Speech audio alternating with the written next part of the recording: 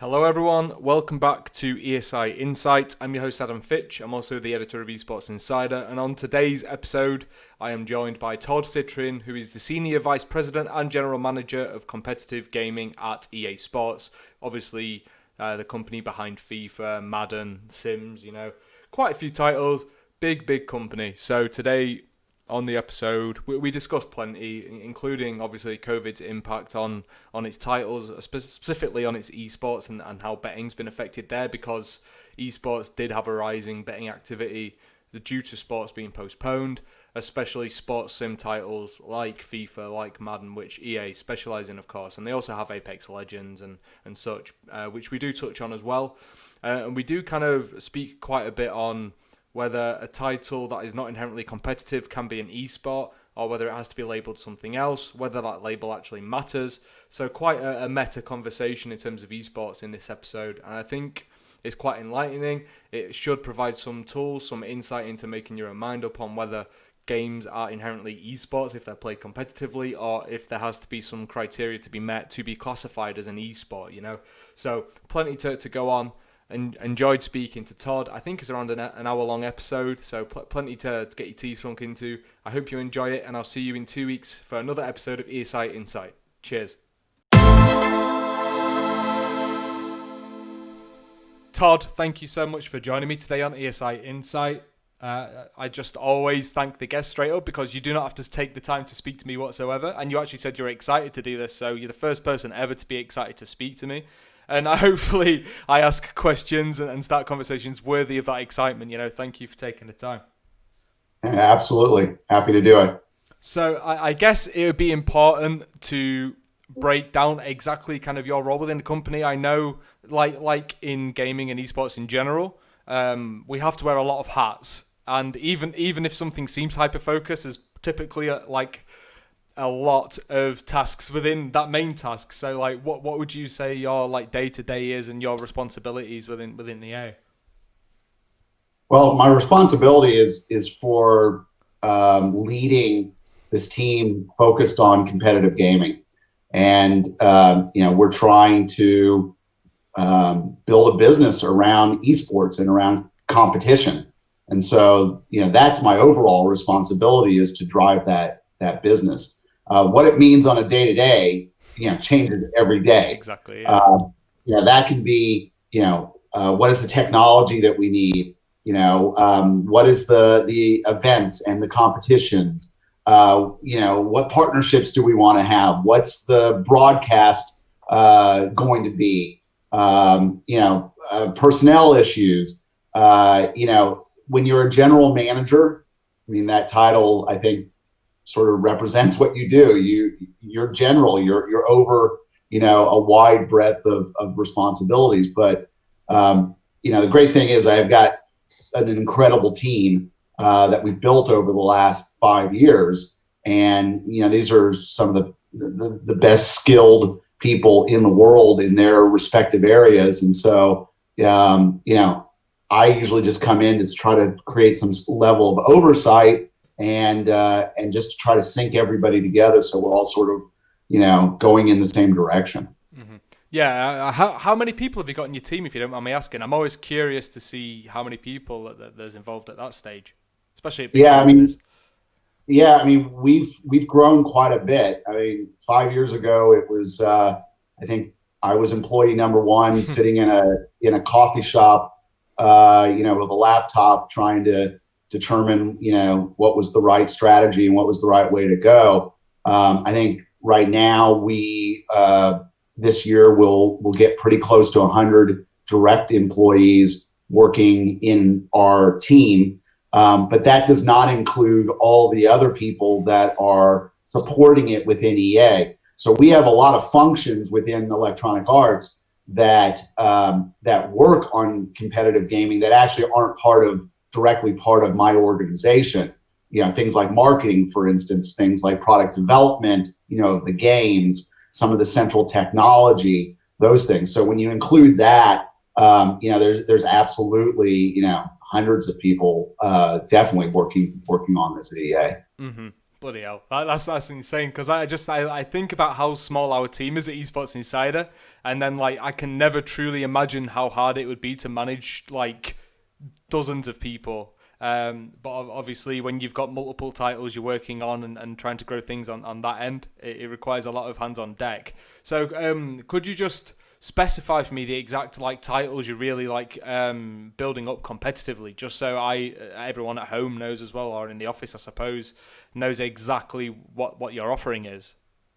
Yeah, well, I would gather to say that we have more investment across more breadth of titles in esports than any other publisher. We're supporting 5 franchises with robust, competitive gaming, investment and building an ecosystem around that. So, FIFA, obviously our football product, soccer in the United States, Madden, sorry about that, Madden NFL, which the other football, American football product.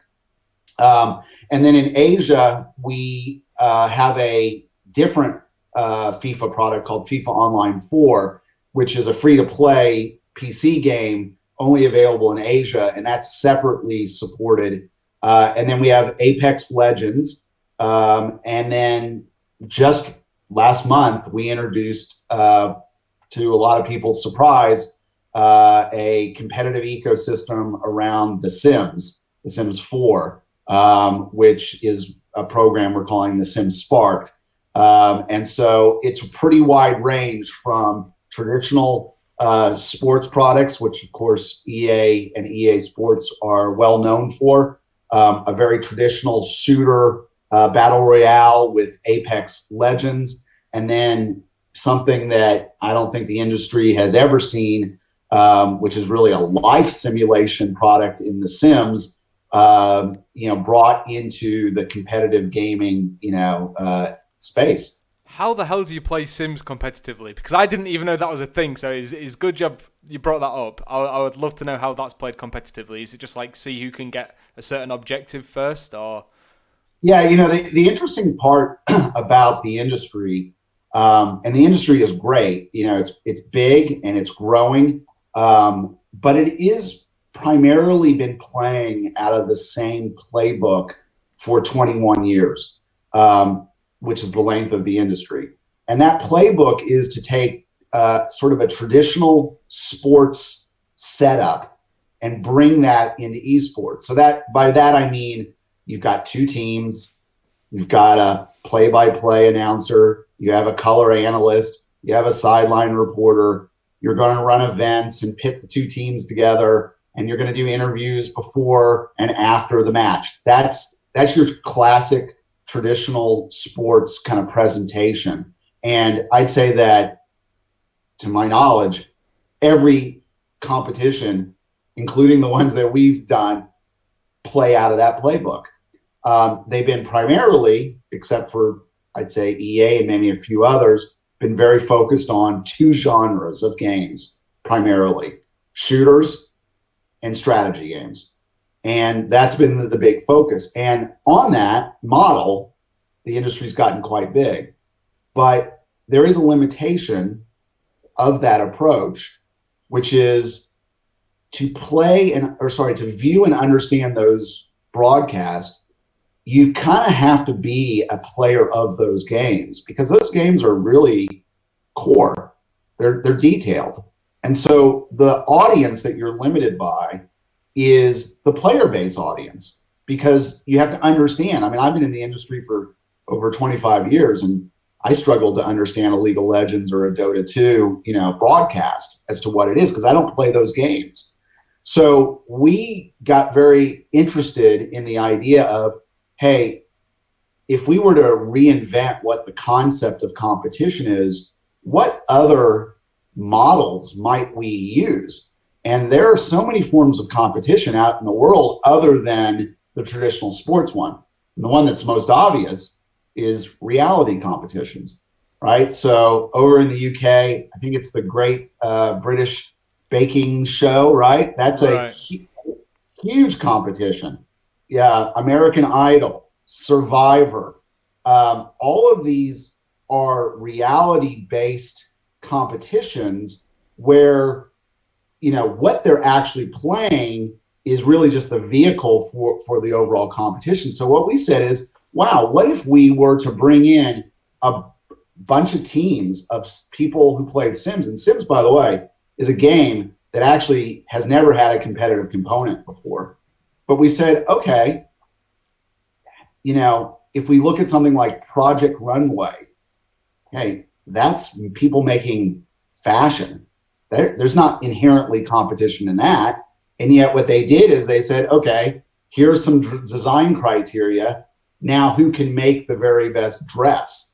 And that has become a runaway, popular show around the world. So we said the same thing. Here is a challenge in The Sims. We've got 4 teams. We're going to make people work together. You've got 90 minutes. You have to go build something using this criteria. And then we're going to have a judges panel made up of experts that are going to determine, who did the best. Right. And then you get obviously all of the dynamics that we've all seen from reality competitions.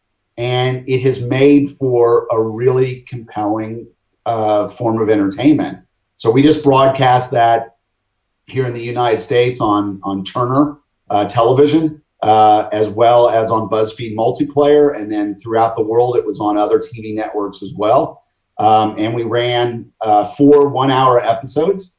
And we had a huge viewership. We had, about 750,000 people on average watched it on Turner over those first episodes. So hugely popular. And the thing that was really interesting, Adam, is that the viewer base was dramatically higher levels of females than esports has ever seen. So we're going to continue to do things that push the boundaries of what is the definition of esports, because we think that there are a lot of opportunities there that people just haven't thought about.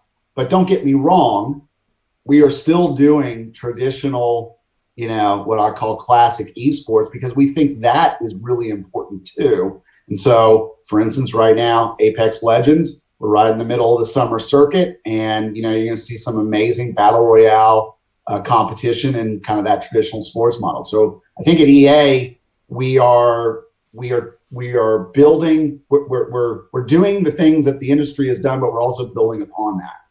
I find it interesting that you still consider it esports, and I think like there's an interesting take on whether esports really needs to be defined as clearly as, say, sports, because you mentioned like the British Bake Off. That I don't think anybody would call that a sporting competition. They'd say it's more like entertainment. But there is obviously the competitive aspect, whereas and like fashion as well. I'd say like people are like being the next big model. That's not necessarily sports. So like though it can be competitive and people can get into it the same way they would get into a sport. Like it's interesting if like this whole like competitive Sims element would be esports, and it's interesting to hear you define it like more broadly. Like, so what if it's not the traditional type of esports? It still has a place. I mean, in the end, Adam, it's a name, right? And I don't really think that you have to get caught up in the name. I mean, where did the name come from? Well, esports, I think, came because they looked at sports competition and they said, well, we want to do that, but we want to do it with video game. So the fact that it's played out of the same kind of playbook for 21 years is by design, underneath the name, because that's the reason the name was chosen in the first place, an electronic version of what we see in traditional sports. And that is great, and that is powerful, and that is something that we are invested in very heavily. But why should we allow a name, a tag, to limit what people, will find entertaining? Because in the end, that's what sports is. I mean, sports, whether it's traditional sports, whether it's esports, whether it's competition, video game competition, in the end, we're all watching because it's entertaining us. And so much like, I don't know, 30 years ago, I don't think, everything was scripted on television and everything was done in a certain way. And then somebody said, oh, maybe there's a different form of entertainment that they called it reality TV, right? Reality programming. I just think we're the first to say there can be a broader definition for those that are maybe untapped, because, there are 40 million people that play The Sims around the world. There is a huge female audience. That product is kind of 50-50 female male. The stigma around the esports industry is it's a male dominated industry, very hardcore type of those games. Even sports, traditional sports like FIFA and Madden. I can tell you that when we started the division, I would go to conferences 4 years ago and people would say, why does anybody want to watch, people play FIFA? They want to watch Counter-Strike Go. They want to watch, Dota or League of Legends. 4 years later, I think there are millions of people that are watching FIFA and Madden and FIFA Online 4. So I just think that we're in an evolution. There are going to be different audiences that want different things. And I think at EA, we are focused on understanding what is the opportunity for each of our franchises, not being limiting in our thinking, and then designing a program that is appropriate for each one. And so Apex is very, very different than Madden or FIFA or The Sims. They all have different takes based upon their franchise, their community, and maybe what is the opportunity that's out there. No, that makes complete sense. And so when I think of like esports, right, a lot of it started off mainly as marketing, but some companies now would argue that it's not marketing for them at all. Like, they're taking it more seriously than that. Like, what's kind of your stance and EA's stance on that? Because at the end of the day, like, I feel it is marketing, whether it's a direct marketing initiative or not. It is promoting your game, right? So, like, how do you view it, and the company view what you're doing on the competitive side of things? Yeah, I mean, it's really interesting because this is a conversation we've been having in the industry, I think, for the entire time I've been in it, and I'm sure even well before that. We see it as it has two purposes. And one is as a marketing vehicle to drive engagement in our video games. And that is the classic reason for doing esports. If you go back to 1999 and sort of the first esports and really all the way through, maybe it started to change about 6 or 7 years ago. It really was an extension of a marketing organization that was looking at it as a cost center. You spend money and then the revenue comes in through people playing the game. Dota 2 still run that way. That's how, in fact, the majority of esports is still exactly that way. But there are a few companies, and EA included, that believe that the popularity of this type of form of entertainment can sustain a business that can be viable unto itself without that revenue stream coming from the marketing effect on the games. And that's why you're starting to see professional leagues get started, and you're starting to see the type of investment that EA's making and other people are making in this space, because they believe that over time this can be a new viable form of entertainment. Take the British baking show. I'm sure that baking has increased in the world as a result of that show. I bet sales of baked good, or the ingredients for baking, have increased. But that show was actually, I don't believe, paid for and part of the baking corporation's marketing plan. I think it was somebody else saying, hey, there's an opportunity here. We can leverage something and we can make a viable business out of it. And so that's a different thing. Requires a different type of approach sometimes. And, what we're trying to do at EA is we believe obviously in both parts of it.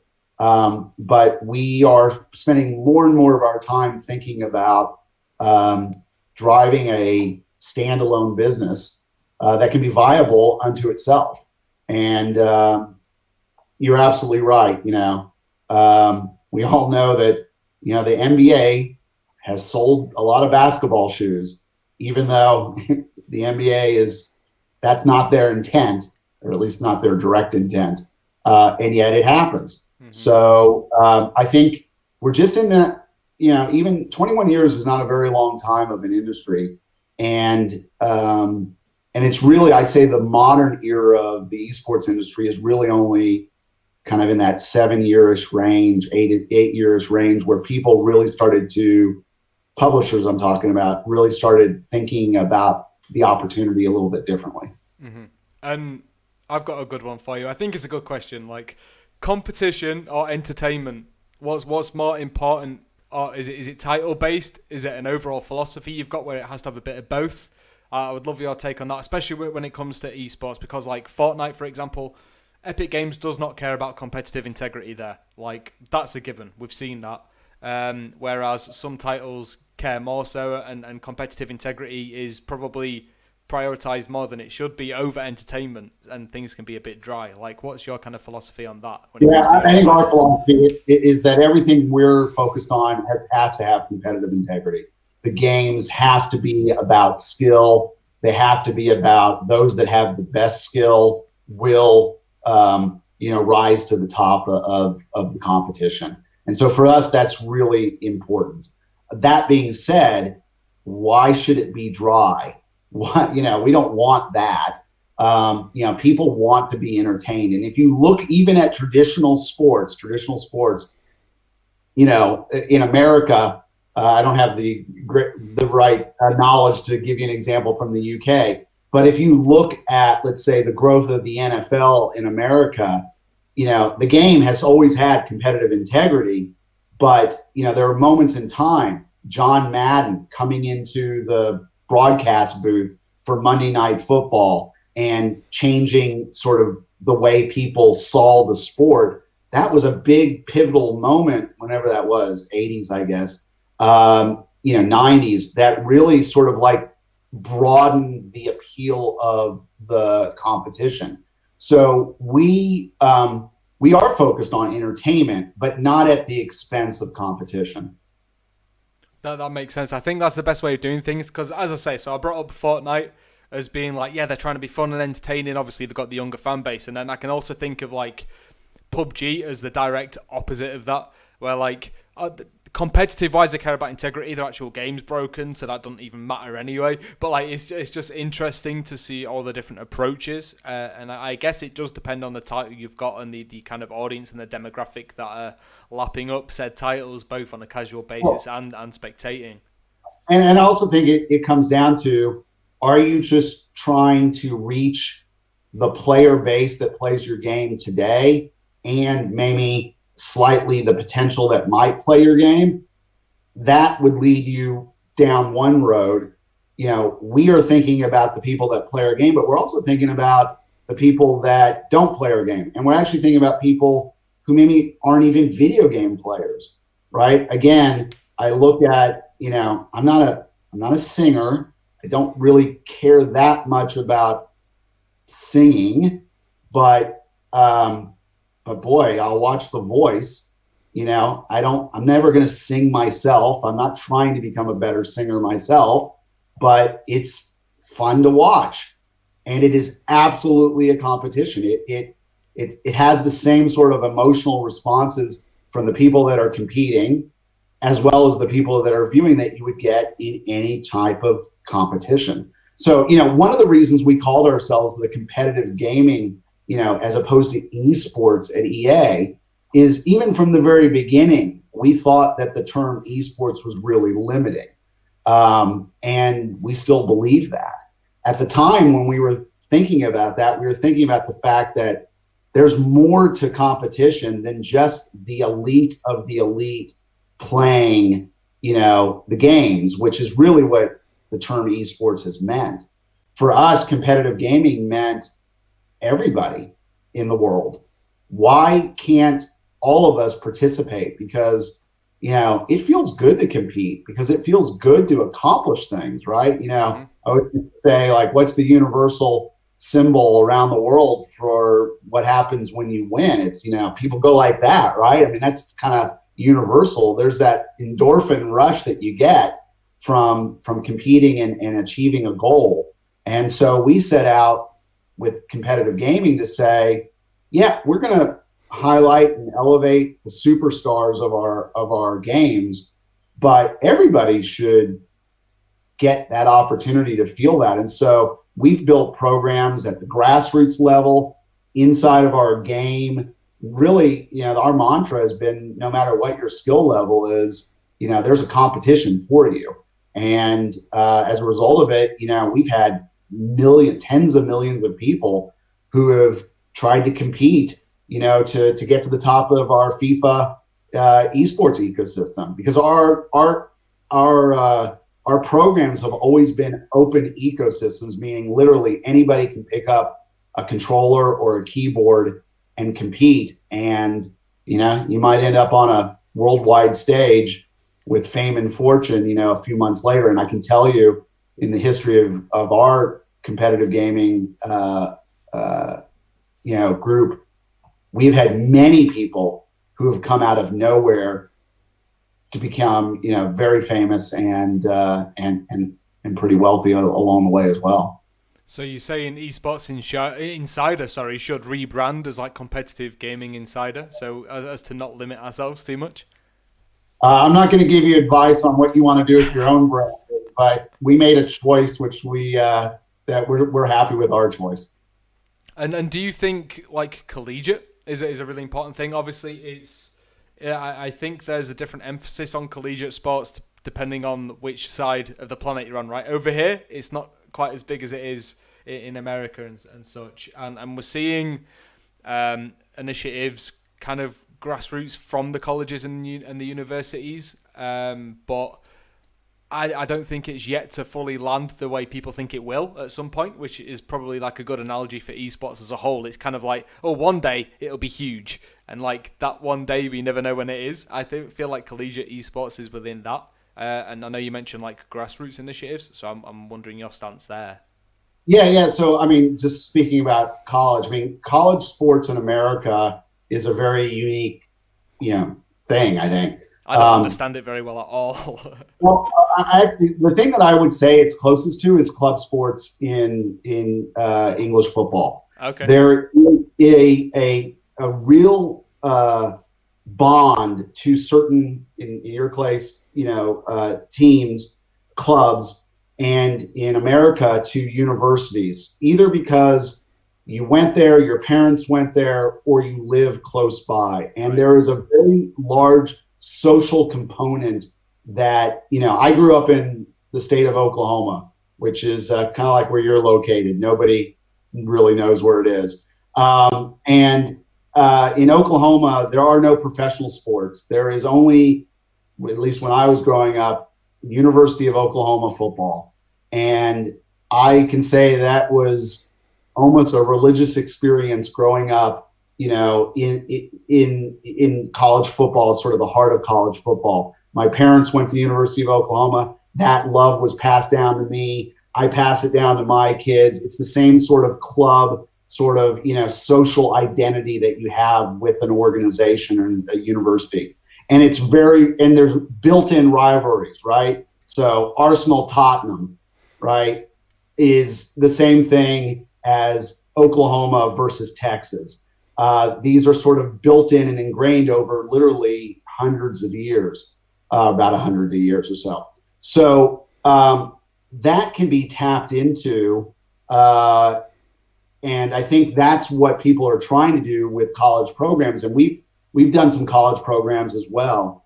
But really what you need is the endorsement of the actual universities, because they are so organized. It will break through whenever it gets to, like, this is an official team of the University of Oklahoma, versus an official team from the University of Texas, then alumni and then fan bases will all of a sudden, get much more interested than just a bunch of people that attend, these universities playing each other. And so I think it's going to get organized. I think it will get there. And the reason I think so is that I look at what EA has done in the UK. We've partnered with the English Premier League, and we have, partnered with all of the 20 clubs. And we've done this, by the way, outside of the UK. We've done it in Spain with La Liga. We will get to this. 100% we will get to that. Etc. And what they're doing is they're organizing their fan base, and they're saying, hey, come take part in a competition and represent your club.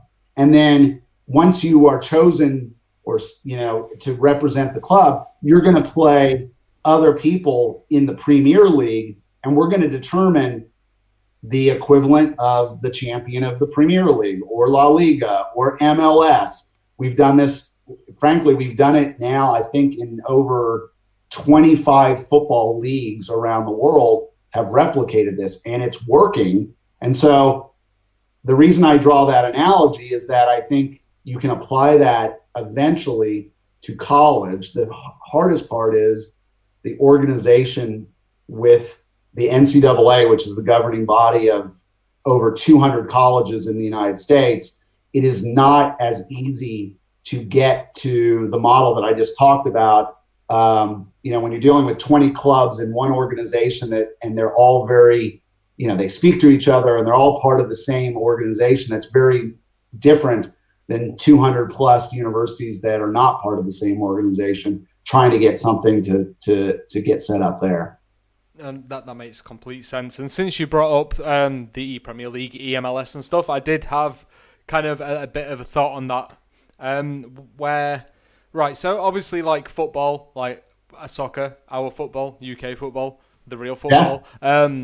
Obviously one of the biggest, most celebrated, beloved sports there is. And in esports, we've kind of got like this arbitrary like tier list where there's no actual real defining things. It's just people say, oh, League, Dota, CS are the tier one, right? And obviously it filters down and it changes depending on who you ask.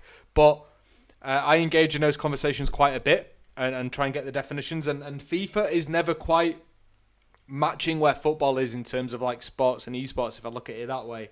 Though obviously there are seemingly many reasons for that. But FIFA has, as you say, like partnered with these actual leagues and competitions as you say, like over 25. I think we've covered a lot of them on Esports Insider, if not probably like 90%, hopefully all of them. I think even like there's like the Malta Premier League or something like that and such, right?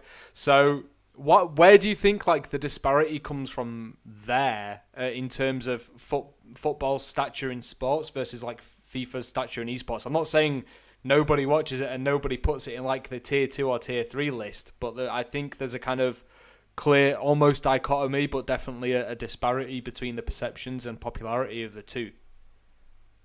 Yeah, I mean, I think we're just in the early stages, right? So we've been doing FIFA esports really just for 4 years. It's not very long. Some of these other games are already into their second decade. Some of the ones you just mentioned are 10 plus years. It takes a while to build an ecosystem. It takes a while to build a fan base. Given that we started from zero, 3 years ago, I had people saying, "Why are you even doing this?" Yeah. And now I get calls all the time saying, "Hey, we'd like to be a part of it." So I just think it takes some amount of time. You can look at, by the way, you can go look at the MLS. The MLS is really, I happen to know these sort of things, but it basically took 17 years before they became and broke through to where the valuations of the league really started moving up. I believe other leagues have taken decades to get there. So I'm not too worried about the timetable because I know we are actually moving quite fast. I think in terms of where we're focused on is, when you are running an esport competitions, around a real life, licensed property like FIFA is. And we have partners like the Premier League and, League One in France, et cetera. There's some pros and there's some cons, right? There's the biggest con that has always been said to me is, well, why would I want to watch esport of a FIFA match when I can just watch the FIFA match? And my answer has always been, we watch sports because of the storylines more than we watch for the mechanics of what people are doing. So, like I said, European football is a prime example. People watch because they have an emotional connection to clubs. They grew up with the club. They know everything about it.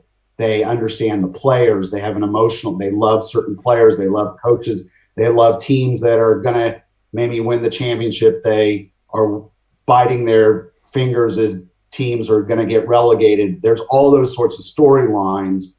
That's what makes it compelling to watch. The actual mechanic of kicking a ball is not that interesting if you remove all of that context. So I say the same thing about esports.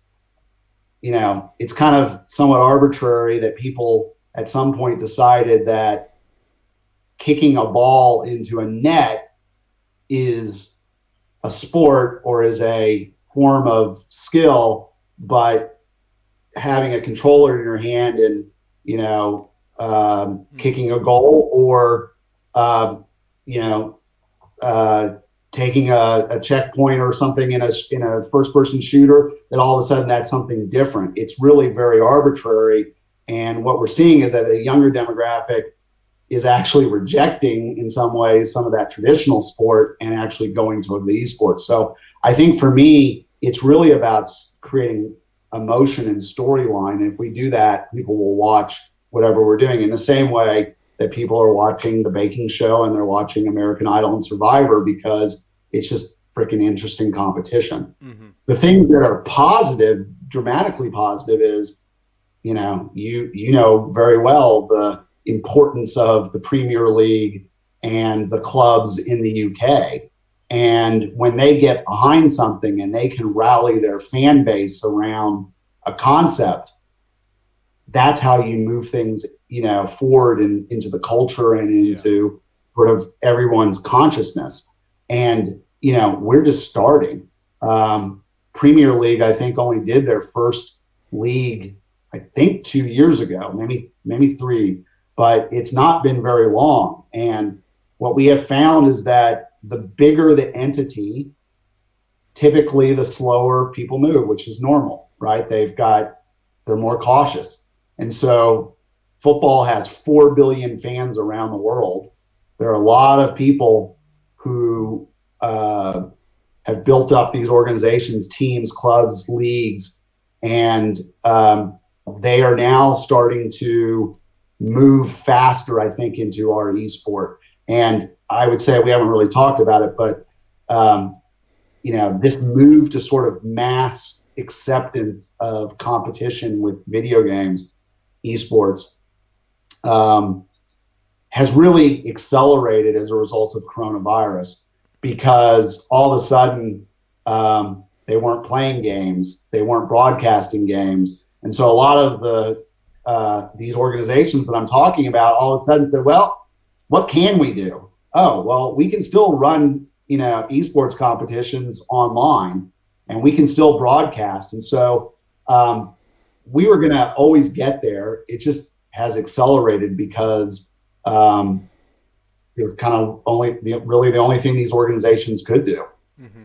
Well, another thing with like esports versus sports is to keep with football. Like, I'm never gonna have a kick around with my friends on a field and get to play against Messi or Ronaldo, but I can go in a game and search and maybe go up against Tex or something, So like there's the kind of the accessibility there as well, which also another big reason why I think it's kind of eventually a matter of time until like things change a little bit. The status quo is challenged, and it's that accessibility is everything, right? Yeah, I mean, and that's also really a core tenet of EA.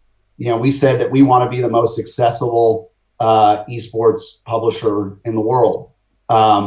EA as a whole has always made accessible games, right? Our whole sports portfolio, but even things like Apex, I think, are much more easy to follow than something like Overwatch, for instance. And so even in those core games, I think we have a more accessible approach. Something like The Sims, everybody has lived life. So I don't think there's anybody that can't understand what's going on in The Sims.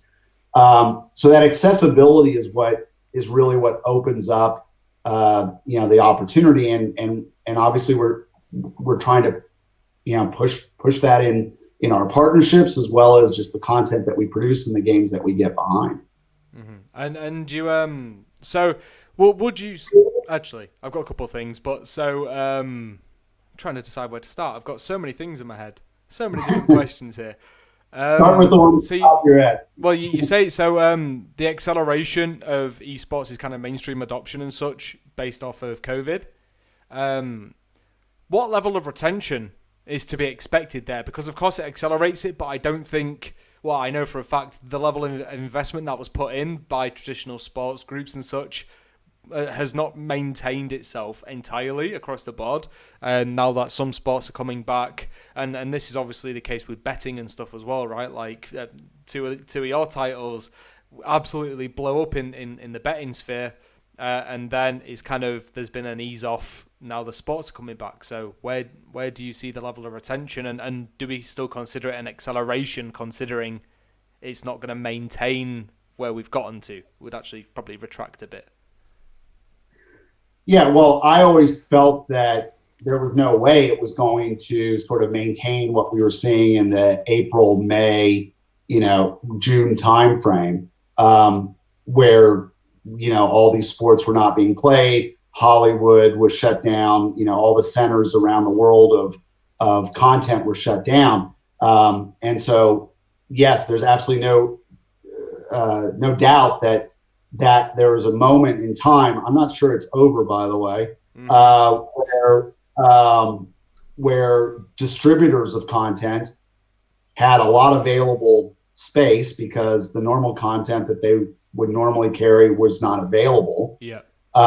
And that opened up a lot of audience that typically wouldn't have watched or would have taken longer to get them to watch. So I knew that when there was more competition from the traditional forms of entertainment, the viewership would come down. But I truly believe that it will not come down to where it was pre-COVID, because you just have exposed too many people to esports along the way.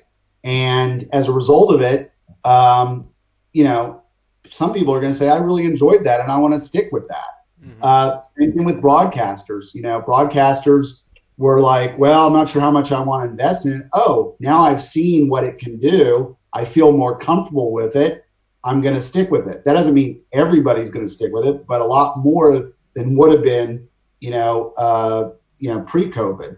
Same thing with sponsors. People have gotten involved and put in their money and said, wow, I see some, results. And same thing, going back to the English Premier League or any of the football leagues, they went further and deeper than I think their original timeline would have been with esports, and they saw the result that it had. So I think it has broken down, some of the barriers and accelerated it. Will it stay at its peak? No. Will it be higher than what it was before? I think absolutely yes. And, another thing I'll just say that I think is interesting is that, one of the lessons we learned, and you just kind of hit on it, you said one of your dreams was, or not a dream, but, one of the things you'd love to have happen is to go up against X, right? So that idea of kind of celebrity, Tex is obviously one of our biggest players in the FIFA ecosystem, going against sort of the common person and playing. We did a lot of those types of competitions during this pandemic, where we would take celebrities and match them up against esports pros and create that sort of blended form of competition and entertainment. And that we could have done that in the past, but why that was so difficult in the past prior to COVID is that to get somebody who has fame outside of, let's say, video games, celebrity type, you'd have to ask them to get on a plane and fly somewhere and spend a day and fly back. And most people, I don't have the time for that. We were forced at EA in March to redo the way in which we do our technology for broadcast. We made a decision at EA that we were not going to put any of our employees or any of our production partners at risk to produce our broadcast and our competitions. So this meant that we had to find a way to allow 100% of all of the people involved to work from home individually. That means competitors, on-air talent, and all of the production staff. No one in the broadcast industry, and I'm talking about not just esports broadcast, I'm talking about all the broadcast industry, had ever developed such a technology and approach. And I'm really proud of the fact that EA, I think, was the first to get there. And we are still running all of our competitions with 100% of the people remote from each other and working from home. What that technology, that we call it a fully cloud-based broadcast platform, what that allows us now going into the future is now if I want to do sort of those hybrid celebrity versus esports professional type of shows or competitions, I don't have to fly anybody anywhere. I can say to people, stay at home, give us 30 minutes of your time, play on your couch. We'll send you an HD camera, to put on your computer screen and we'll go run it. And that's going to open up that form of competition that probably might not have ever had that opportunity had we not been forced to develop the technology as a result of the pandemic. Mm-hmm. That's very interesting, and I have kind of been keeping a close eye where possible. Obviously, esports is vast. At some point, it's going to have to get segmented so you can actually understand what we're talking about. But at the moment, we'll keep calling it esports as a whole. Trying to see how everyone has reacted and kind of worked around things, and obviously some have done it better than others. In general, but it has been good to see, and also now I guess people will be more wary of not kind of placing too much into one thing. It's like, okay, like if this kind of stuff, if like a global pandemic can come up at any moment, we need to make sure we're prepared for the worst, and be able to go cloud-based and remote, as you say. Yeah, I mean, I think there's sort of what I've seen in the esports industry has been kind of three reactions to the pandemic. There were ecosystems and publishers who just said, we're just going to shut our stuff down. We're just not going to operate anything, and we're going to sort of shut it down. There's a second group of publishers that said, we're going to continue doing what we had been trying to do, but now we're just going to move that online, and we're just going to try to do that, replicate what we were doing, but in a distributed way. And then I think there's a third group, which I would say EA's in, where we've said, we will do what we were doing online, but we also see new opportunities, such as bringing in celebrities, such as having greater entertainment focus, such as doing things like The Sims. And we've actually expanded, I can tell you, our fiscal year starts every year on April 1. So we had built an entire plan for this fiscal year that we're currently in. And on March 13th, we ripped it up 2 weeks before the start of the fiscal year. We ripped it up, threw it away, and we said, we're going to have to reinvent ourselves because almost everything that we were trying to do can't be done. Mm-hmm. So it's painful to do because that's a lot of work you have to throw away. Yeah. But it's also really liberating in another way, because now you can say, well, what can we do? And there was just a lot more opportunity. And I can tell you that one of the things that was really motivating for EA, and I say this honestly, is, we feel that there's so much suffering and pain in the world as a result of coronavirus, and entertainment is an escape for people in really difficult times. It can also be a form of social connection. It has so many good things that it can bring. And I know that myself and our teams were very motivated to keep on pushing through and not saying, hey, we're just not going to do anything, because we felt that, there was some good that actually could be done here. And I think, we have felt really proud of the fact that, in some small way, we can help to try to allow people to socially connect with others that have an interest around gaming, can get an escape, from the fact that we're all locked in our homes. Many of us are have been out of work. There's a lot of sickness in the world, and in some small way, maybe watching a little bit of FIFA or Madden or Apex competitive gaming might sort of give you a break from that. And so I applaud really everybody in the video game business that has kept with what they're trying to do, because I think right now the world needs it.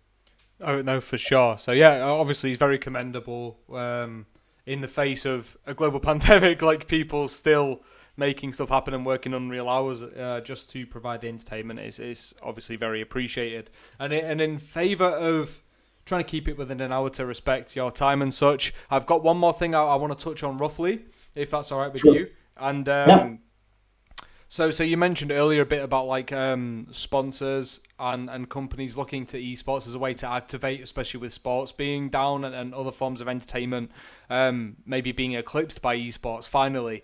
Have you noticed kind of a more commercial interest in your sports-based titles than you have in, say, Apex? And obviously it's early on for Sims, it appears.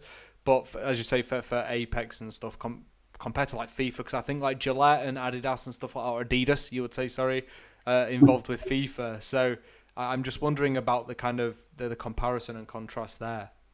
Yeah, I can tell you that before the pandemic, there was definitely much, growing interest from sponsors, really in esports in general. It's been getting more and more mainstream, moving from endemics like, people that sell keyboards and headsets and all that type of stuff to really sort of, the mass consumer brands. That's been happening in esports as a whole, and it certainly has been happening for EA. There is absolutely no doubt that there is an advantage for the traditional sports, because if you are a Coca-Cola, for instance, and you already invest, they are a FIFA sponsor, and you're already putting in millions of dollars into a sport, it's quite complimentary to say, I want to be involved in the, esport version of the sport that I'm already in. And so, yes, absolutely, there is because it's consistent with these sponsors' strategies, because they're already invested in the sports. And so that's what I'm saying is an advantage of being connected to a real world, is that there's already hundreds of millions of dollars being spent on American football and European football by a lot of people. That's quite relatively easy to move over to the electronic version than it is to say, hey, here's Dota 2, get involved. That requires, I believe, a much higher barrier to get across. So we absolutely have that advantage. What I can tell you, though, is the pandemic, as you can imagine, has caused, all of the world's industries to either stop or at least take a pause on what they're doing, because things are a little bit more unclear for everybody. So I think across the world, I'm not talking about esports. I'm just talking about sponsorship in general, traditional sports, etc. I think sponsorship is down, no doubt, because people are waiting to see what's going to happen, in a longer period. Yeah. But I think it'll come back, and I think we'll get back on that track in esports that we were pre-pandemic. But it may take a little bit of time to get there. No, that's awesome insight, and I just always kind of wondered, and also considering as multiple titles under your kind of banner and your control, is there any ever interest in like a package deal, like hey, you can get in front of Apex and you can get in front of FIFA, or is it always just like obviously because the demographics and the fans will be different and the size of audience, it's always very like secular and segmented as to the interest of potential commercial partners? I think when someone does a sponsorship deal, they have a very, a specific audience and a specific strategic reason why they might be doing a deal or not. So I think it tends to be, I'm trying to think really quickly if we have any multiple title sponsors. I think it will happen. Right. I don't think it's that prevalent right now because I think again, we're still sort of early on and people are being very specific. They want to go after a certain demographic or psychographic, and in a lot of ways it needs to fit into a larger strategy that they have for their brand, and that tends to map maybe to one specific title. Right, that makes complete sense. And I want to say, just shy of the hour, I just want to say thank you very much for joining me. We're going to have to cut it here, unfortunately. I have plenty more I can ask, but I really appreciate the honest answers and you obviously taking the time to speak to me today. It's been really enjoyable for me and insightful. Thank you. That's great. Well, I'm happy to do it, and I hope people were interested in the things that we talked about. I'm sure I also hope people will take a look and watch some of the stuff that we're doing right now. I'll do a quick little plug. We've got the Apex Legends Summer Series, which is Battle Royale, and we've done some really cool innovations around that I think if you haven't looked at what we're doing, you might find interesting. So we've been forced by the pandemic to go into regional competitions. We have 8 regions around the world, so there's a lot of content coming out. And then in the fall, you will see we're actually right in the off season of both our FIFA Esports as well as our Madden Esports. But coming back here soon, within the next month, 2 months, you'll start to see those come back. And I think we have a few surprises. Some of the stuff I was talking about in terms of maybe different ways of looking at competition. And I know we talked a lot about the Sims, but some of those ideas can actually be applied to what I'll call your core traditional sports. So you might find some interesting ways that we're going to do some competitions, maybe keep it a little bit fresh and interesting for folks. So hopefully people will check that out. I look forward to seeing like Mirage baking or like wearing a dress or something, strutting down an aisle. But again, thank you very much, Todd. Everyone check out what they're doing, especially if they're doing something new, which is what we like in esports. I don't like the same old. I like a bit of innovation, and that's why gaming and esports can be good. So everyone, thank you for listening to the latest episode of ESI Insight, and I will see you in 2 weeks for another one. Cheers.